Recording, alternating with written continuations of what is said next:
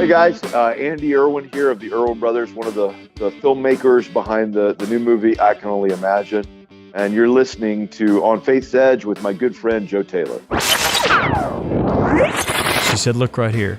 It says, for God so loves Johnny that he gave his only son, that if Johnny will trust in him, Johnny will have everlasting life. And that was just the coolest thing I'd ever heard of. Andy Irwin, you are a rock star, brother. Huge congratulations on the huge success of I Can Only Imagine. Thank you so much for the introduction. You can hear my conversation with Andy at onfaithsedge.com/97.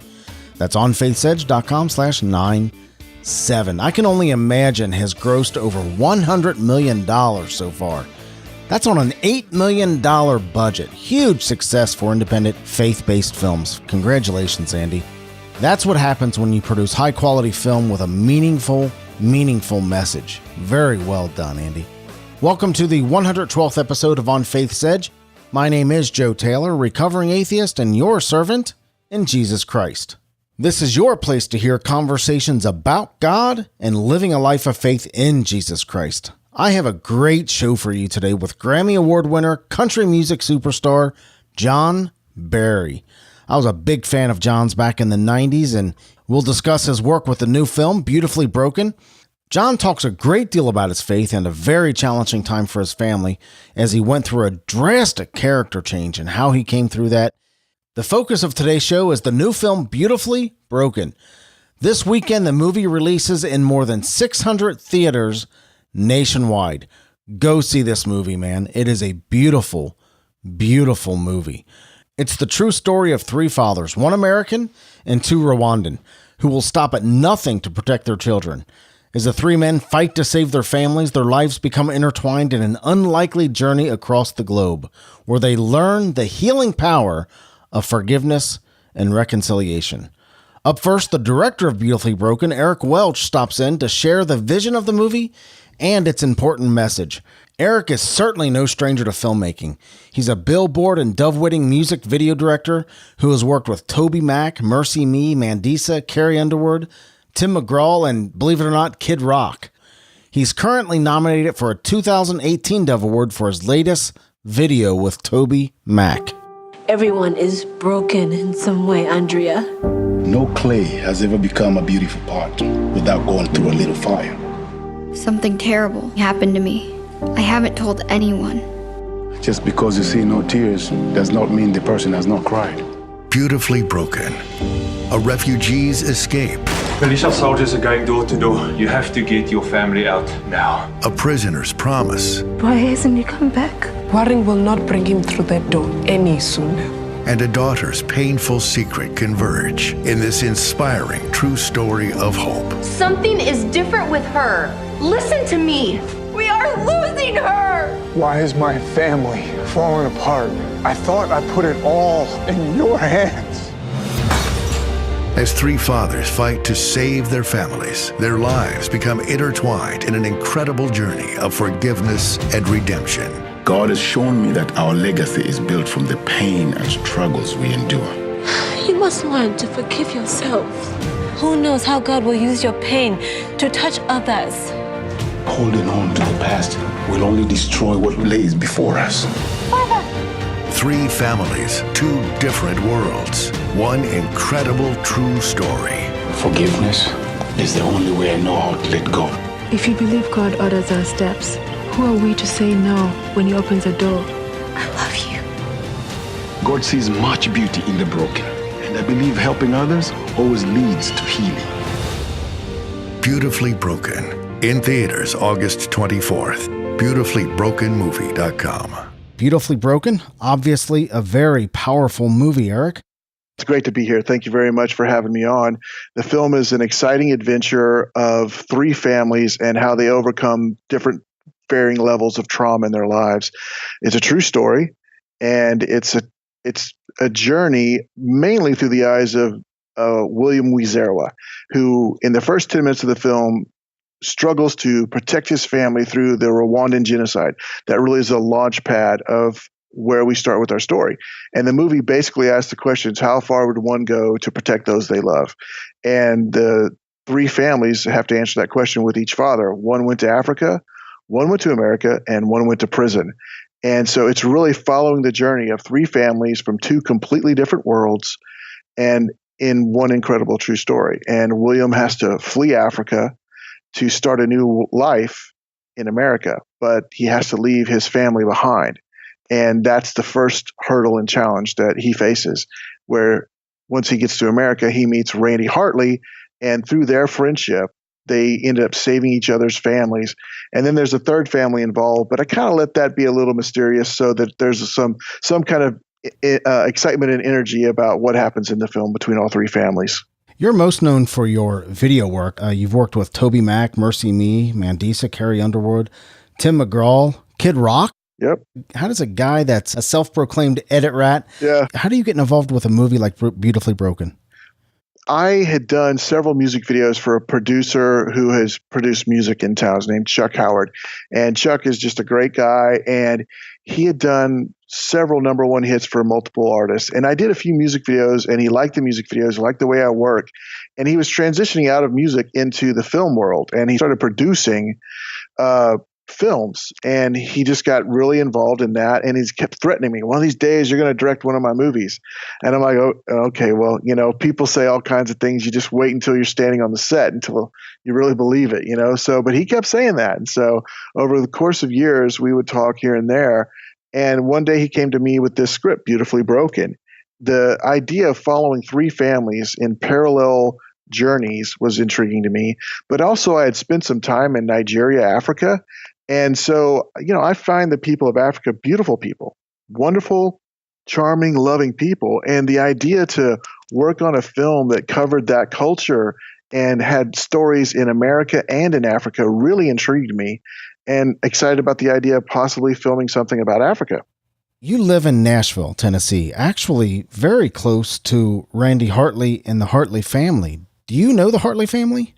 I know them now, but I did not know them when this process started. And it's the crazy thing is they don't live very far from me in Nashville. And the incredible twist of the story is through the relationship of Randy Hartley and William Wizerawa, they started an organization that helps refugees around the world. They've helped over 15,000 refugees come into America legally and process through the immigration process and help them with jobs, with family, and getting assimilated into America, which is not an easy deal. Culturally, it's a huge shock. And that organization literally is like 4 or 5 miles down the road from where I live. And it's insane to think that, our paths never crossed until this story came out. And this story is so incredible, and it's all true, that, people are just beginning to find out about it. Even Michael W. Smith was like, I can't believe that this was right here all this time, such an amazing organization, and I didn't know about it. Eric, with the success of movies like I Can Only Imagine and the recent God's Not Dead movie, especially I Can Only Imagine, what a runaway success. It just proves that when people of faith go support movies, the Christian community, the Christian filmmaking community can do more, and big film houses will take notice. Absolutely. I think that there's no question that films like God's Not Dead, God's Not Dead really pioneered an amazing challenge out there that, hey, these stories need to be seen. These stories need to be heard, and there's an audience for them, and they hunger for quality entertainment that they can take their family to. I Can Only Imagine even doubled down on that and expanded the thinking of what does it mean to be a faith-based film, taking on challenging issues. And it's been an incredible success. And I'm thankful for that, because we as a community need to support films like that. And I'm not just saying that about my film, Beautifully Broken. I've seen trailers for several films coming out this fall.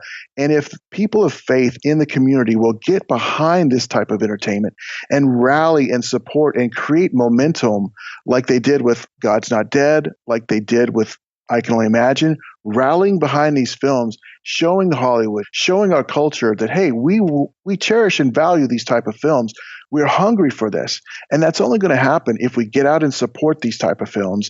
And that will only encourage other filmmakers to jump in the arena and create art that speaks to the culture, that speaks to our community, and expands and creates better films, bigger budgets, so that we can take on larger stories. Because most of these films are dealing with budgets that are 1/100th of what of Hollywood spends. They're spending hundreds of millions of dollars to create films, and then on top of that, hundreds of millions to market. And yet, some of these films, we're dealing with a 10th and a 20th, 100th of that budget. So it really is important for people to get behind these films and rally and show the world, show our culture that these are important stories that we want to hear. The film has gotten the attention of Michael W. Smith, Toby Mack, Plum, John Berry, who, of course, we're going to hear from in a few minutes. What do you think captured their interest in this movie? Michael W. Smith is an amazing artist, and he's an icon in the music industry. And Michael had done some film projects before, and when I was going through the script, I thought of different people that I had known and worked with and were in my sphere, my proximity. And so I reached out to Michael and his management. I said, hey, there's a role in this film I think Michael would be really good at. Would you entertain the idea? Michael read the script, fell in love with the story, and came on set and was just awesome. Amazing guy, so full of life and joy. And he played that role of Pastor Henry to the T. I mean, he just did an amazing job, and he's been out speaking out about the movie. He's endorsed the movie, fully behind it, and he's just been a joy. It's been great to work with him on this project. And then Toby Mack, Toby and I go back to way back in DC Talk. I had edited Free at Last, the movie, for Toby way back in the day, and I've done several music videos for Toby. And so there was this scene in the film where one of the families attends a concert and hears a pitch of Compassion International, and they hear about sponsoring a child in another country, and that plays a pivotal role in the film. And I thought, wow, man, if I could get my friend Toby to be in this film, that would be awesome. So Toby does a performance in the movie and then talks about sponsoring a child in another country, which really sets off another launch point from which the story evolves even deeper. So it's just an incredible journey, and I'm so thankful to have Toby, Michael W. Smith, CeCe Winans covered the song with a real gospel twist to it, and then John Berry recorded Beautifully Broken. Plum has done a version of Beautifully Broken. So it's really cool to see different artists cover the song in their own unique way. 600 theaters nationwide? I think we're up to 655. Yeah, it's launching in 655 theaters. Yeah, that's no small deal, brother. Yeah, we're blessed. I mean, we're an independent film.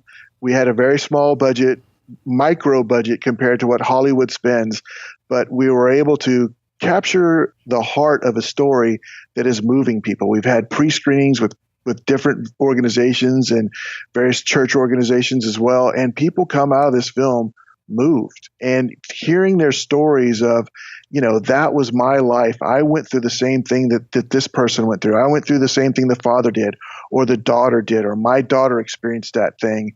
And to hear those stories and see people dealing with their own brokenness because of a film that you made that's a complete independent project, and seeing it go into this many theaters, we're very excited about seeing how everyone can connect to a broken character some way in this film and hopefully find some type of healing and relational connection to these people.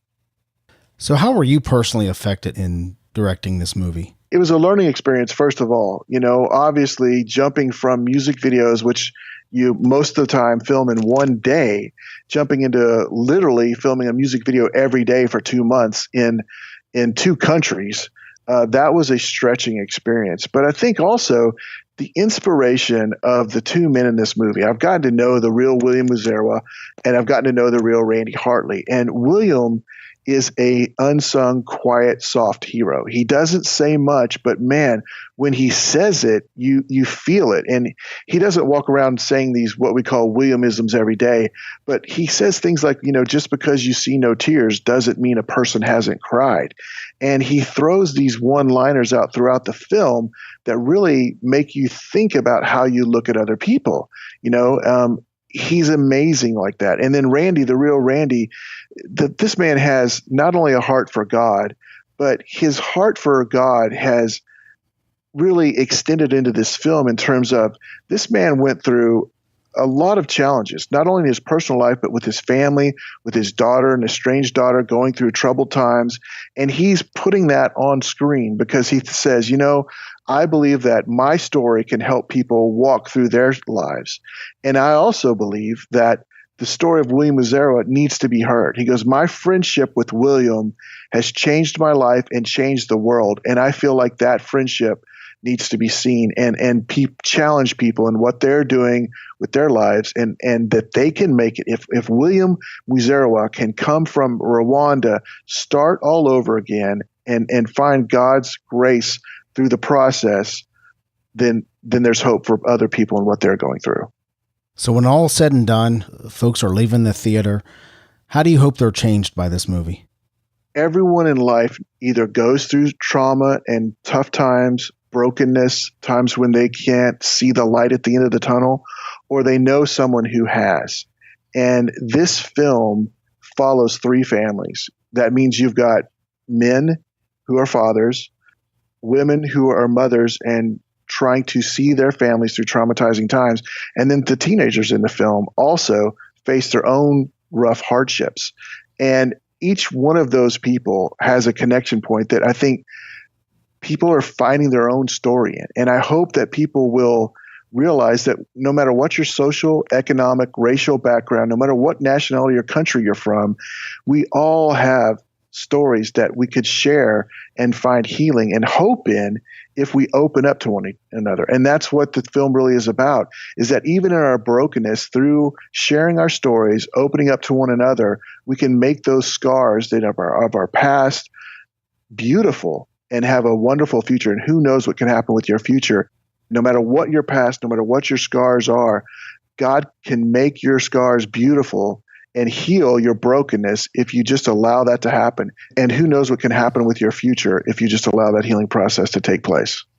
Eric Welch, thank you so much for coming on the show. We're going to get on to talk with John Berry. This is an important movie, man, and I am so excited about it. Thank you for your work on it, and thank you for your passion, brother. Well, thank you so much for having me on, and I appreciate you. I appreciate your listenership, and thank you for all the people listening out there. I appreciate you supporting Joe and all that he does and bringing all these wonderful messages to you. Eric's website is brokenpoetproductions.com, and of course, Beautifully Broken is out in theaters nationwide right now. John Berry is an ACM, CMA, and Grammy Award-winning country superstar. He's had 20 singles on the country charts, including his #1 hit, Your Love Amazes Me. John opens up about his faith, rough times while on the road, and what it's like to be a Christian country music star. We talk about the impact Beautifully Broken has had on him, and we chat about his new TV show, Songs and Stories with John Berry. You've collaborated with many Christian and country artists, John. Who remains on your bucket list? I'd love to do a segment with Reba McEntire and work with her. I toured with her for 2 years, and she was very kind, but we never got to sing together or anything. I was the opening act on the tour, and had a great time doing that. But we never had that opportunity to, share a song or anything like that. So I would love to have that chance. Yeah, she's awesome. She's either coming out with or she's just releasing a gospel album. I think so. Yeah. Fantastic. Yeah. But she's wonderful. She's fantastic. She's a lovely person as well as a great artist. Reba, I don't know if you're listening, but come on, give John a call. Come on, girl. Come on, ma'am. So let's talk about Beautifully Broken. Oh, this yeah, bet. Unbelievable song. Well, thank you, ma'am. Yeah, fantastic. I was just honored they called and asked me to sing it. My friend Chuck Howard produced this movie, and he also had a hand in the soundtrack. And the significance of Chuck Howard in my life is he produced all of the hits I had on the radio over the years in the 90s. Chuck Howard was the producer of those songs. And so he sent me he called and left me a message. He said, "Hey, I've got this movie I'd like you to sing a song in." And I called him back. I said, "Sure, I'd be honored, And he said, "Well, I'm going to send you a rough of the movie so you can get a sense of what the song's about and what it's tying to, And so my wife's in the living room watching TV, and I go to the bedroom. I got the laptop, and I download this movie rough, and I watch it, and it's amazing. I mean, from the opening scene, you're sitting on the edge of your seat. And by the time this film's over, I got tears streaming down my face. And I go in there and tell my wife, I said, this is unbelievable. This is just, she said, you need to call Chuck and tell him. And I did. I said, Chuck, I'm sure the song's great. I haven't heard the song yet. I'm sure it's marvelous. But whatever the song is, I'll sing it for you because I want to have any small part that God can use me in this film or soundtrack or talking about it or whatever it might be, where I might lead somebody to go see this film because people need to see it. It's really quite moving. What was it about the film that you said, wow, this is it? And how did that dovetail into the song? The story's based on three families. One family on one side of Rwanda, another family on the other side of Rwanda, and a family in Brentwood, Tennessee. And they all save each other's lives. It's remarkable. I'm telling you. How God moved in mysterious ways to touch these three families and bring them together, and just how it all was woven together. It's remarkable, I'm telling you, and it's a true story.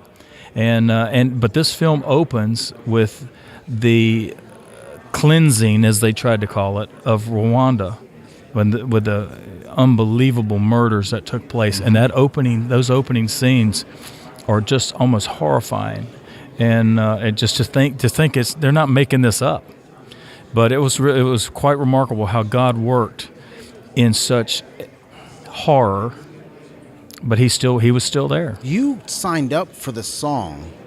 They hadn't even heard it.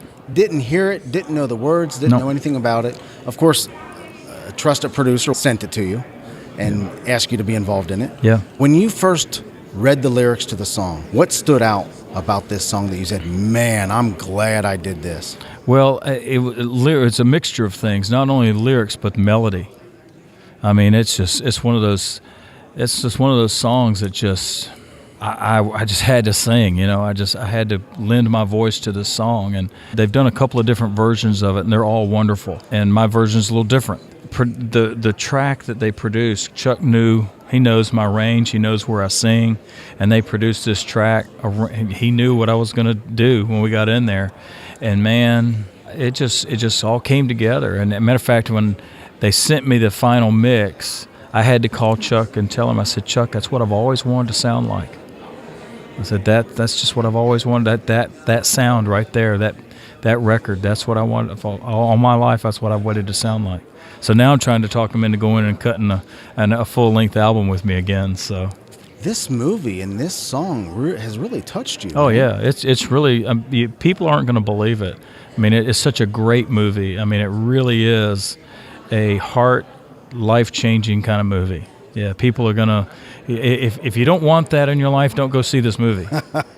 But I'm telling you, we need more of that, don't we? Yeah. It really is. It's not just a feel-good movie. It's just so real, and it's just so amazing how God moved in these three families, worlds apart. The acting in the film's remarkable. The scenery, because they went to Africa and shot a lot of this film, and they didn't go to Southwest.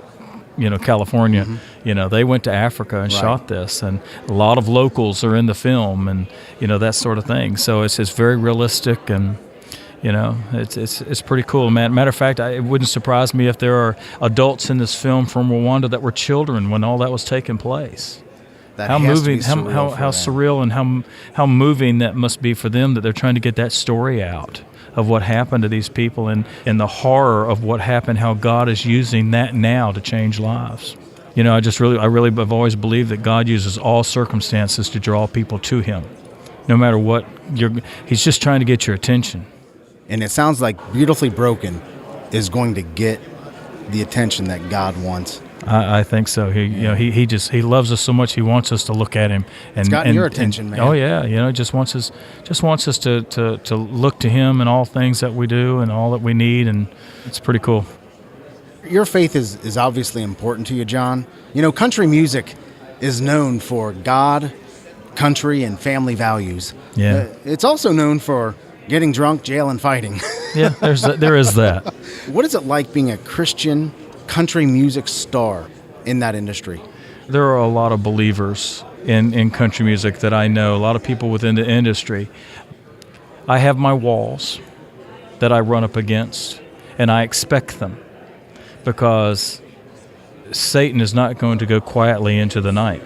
And, you know, Satan doesn't want folks to hear good messages and good words and faith, you know, faith-based things, and, you know. We're in a fight, man. You have a very well-received TV show. Yeah.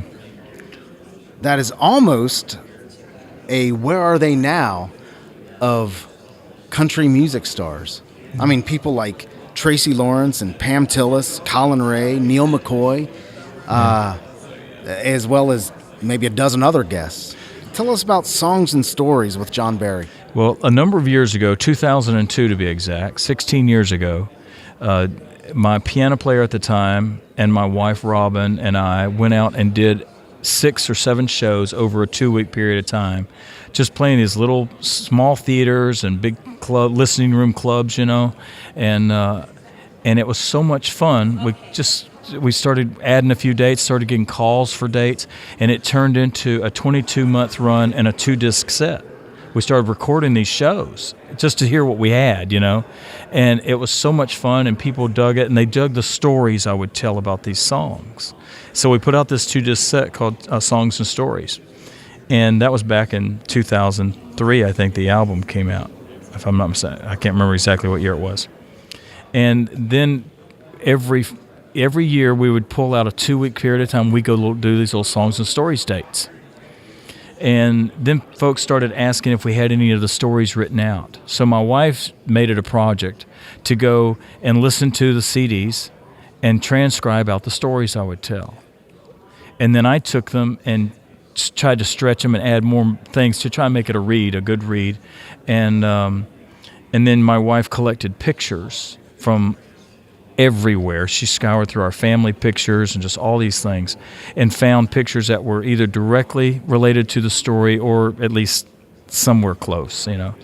And we put together a book. It's like a big tour book, and it has 10 songs. Well, it has lyrics to 10 songs, has the corresponding story I tell, and pictures all in there. And then in the back of the book, there's a CD of the 10 songs that go with the 10 stories. Wow. And it's everything from a story I tell about Oh Holy Night to Annie's song by John Denver, and tell this wonderful story about getting to meet John and at a time just months before he passed and that tragic plane crash and just different things, and growing up in a wonderful family with my mom and dad in Aiken, South Carolina, and then to Atlanta. And what a great family I had, and a story about my dad and being such a hard-working man. And we do a song called 40 Again, and wishing my dad was 40 again, he would be young and I would be 10. And just a sweet story, a sweet song written by some friends of mine. And tell the story. I tell a story about my dad and how he loved our Heavenly Father so much. And I tell a story about my mom and her leading me to Christ as a kid.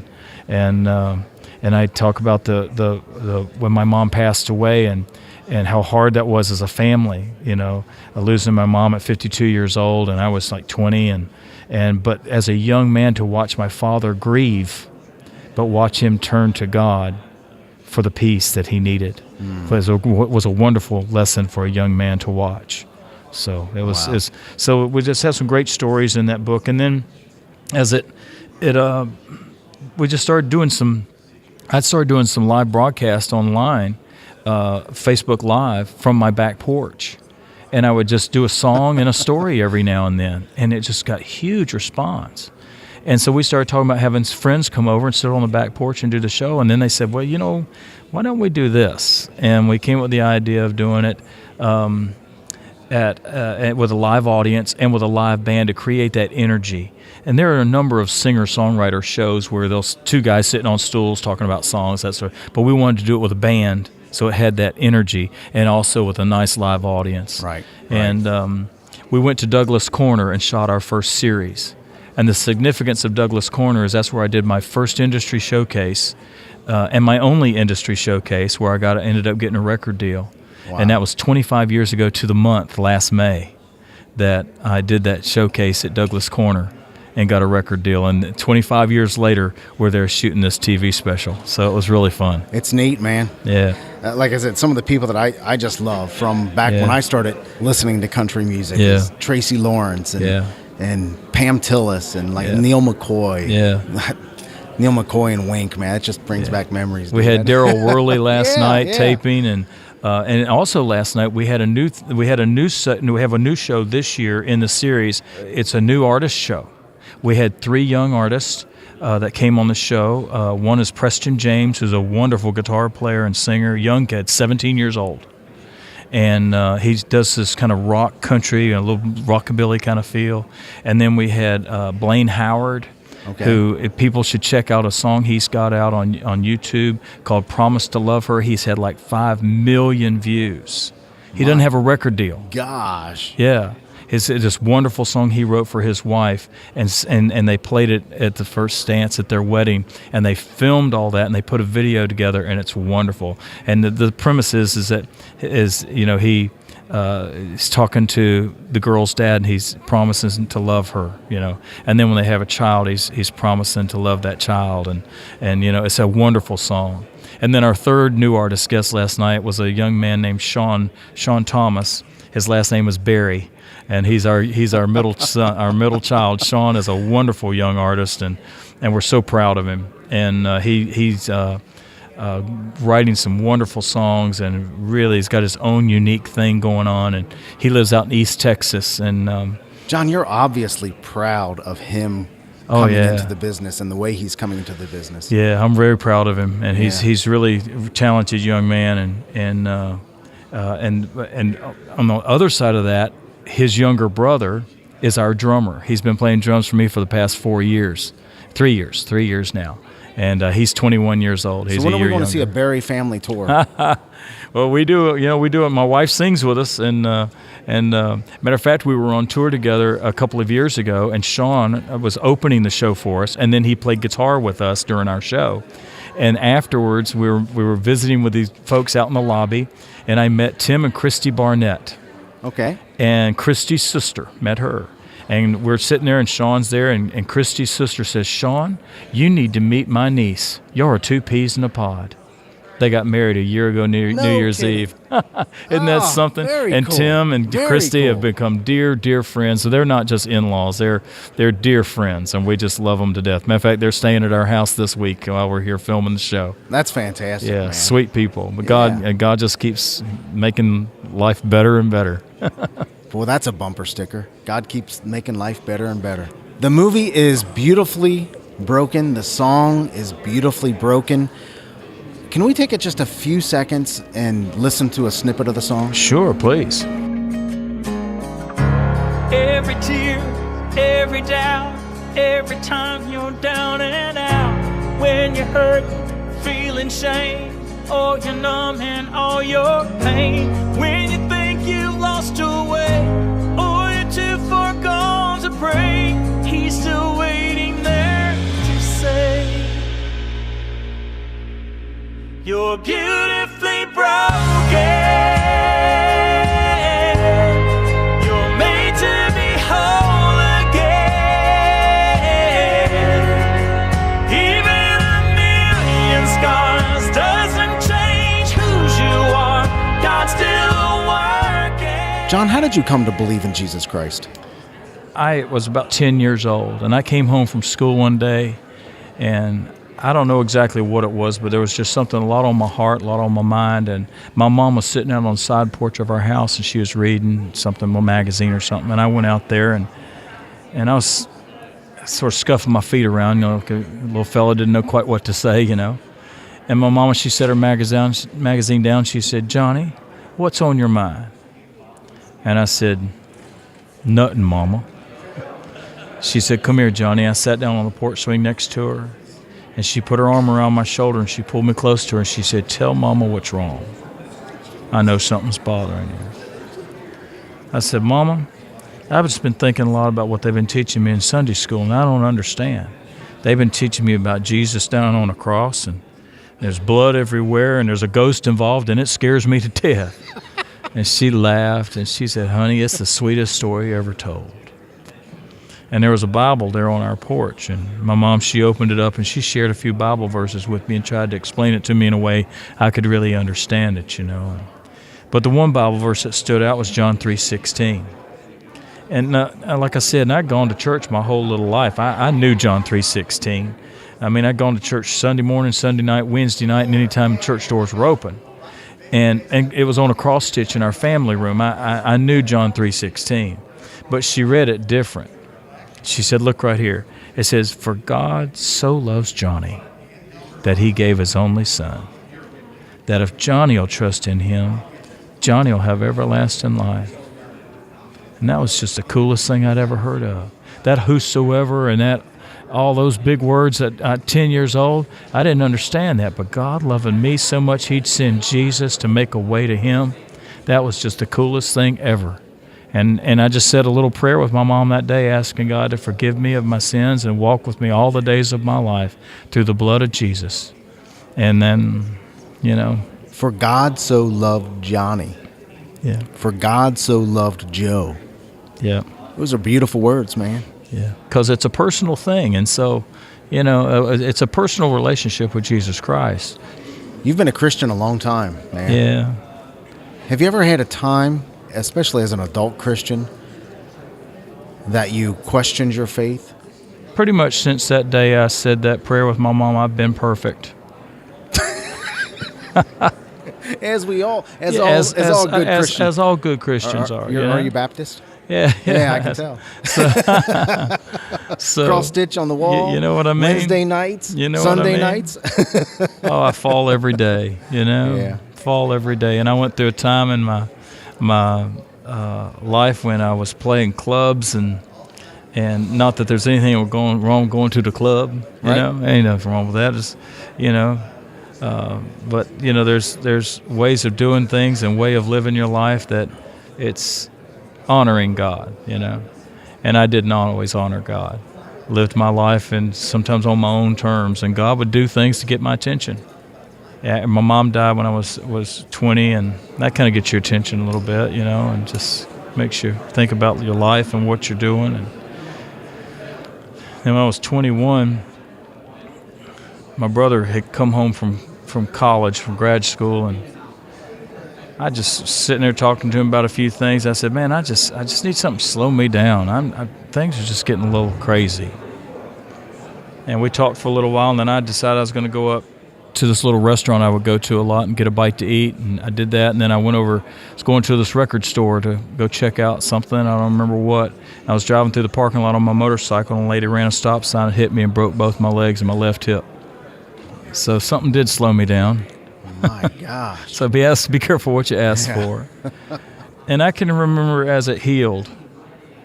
I can remember I would go for walks around the block just trying to get strength back, and started walking on crutches for a long time. Then I ended up walking on a cane for a number of years just because of security, just afraid of falling.